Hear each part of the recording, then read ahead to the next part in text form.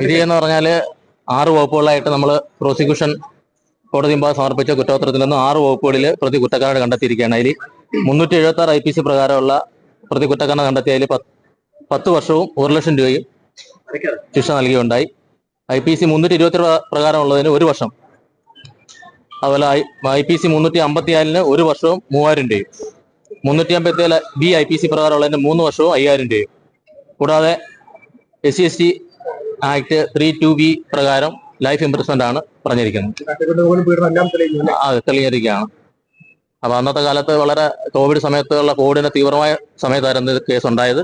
Investigation അന്ന് വളരെ പാടായിരുന്നു. കുട്ടിയുടെ മൊഴിയെടുക്കുക, അതുപോലെ സാക്ഷികളെല്ലാം തന്നെ ക്വാറന്റൈൻ പോയി, ഡോക്ടർമാരെല്ലാം ക്വാറന്റൈൻ പോയി. അങ്ങനെ വളരെ സങ്കീർണമായ സമയത്തായിരുന്നു ഇതിന്റെ അന്വേഷണം ഏറ്റെടുക്കേണ്ടി വന്നത്. അന്ന് നല്ല ടീം ഉണ്ടായിരുന്നു. അന്നത്തെ പന്തളം CN ശ്രീകുമാറെ, അതുപോലെ അന്നത്തെ ജില്ലാ പോലീസ് മേധാവി സൈമൺ സാറ്, അങ്ങനെ ഒരു ടീമായിട്ട് നിന്നാണ് അന്ന് ഈ കേസ് അന്വേഷിച്ചത്. അതിനുശേഷം സമയത്തിനുള്ളിൽ തന്നെ 50 ദിവസത്തിനുള്ളിൽ കുറ്റപത്രം കൊടുക്കാൻ കഴിഞ്ഞു.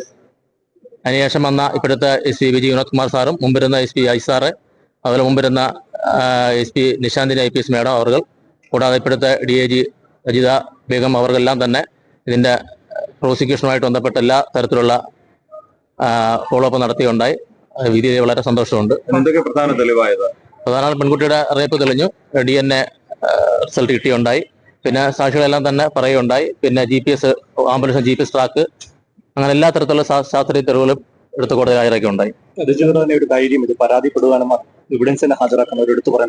അതെ, പെൺകുട്ടി വളരെ ധൈര്യസമേതം കോടതി മുമ്പേ ആയാലും മറ്റ് അന്വേഷണ ഉദ്യോഗസ്ഥർ മുമ്പേ തന്നെ വളരെ നല്ല രീതിയിൽ തന്നെ കോപ്പറേറ്റ് മൊഴി പറയാൻ പറ്റിയുണ്ടായി.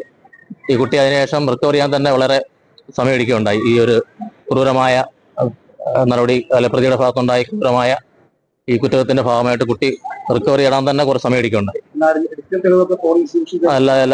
എല്ലാ തെളിവുകളും കൊടുക്കുകയുണ്ടായി. എല്ലാം എടുത്ത് അന്ന് ആ ടീം എല്ലാം നല്ല രീതിയിൽ വർക്കുണ്ടായി.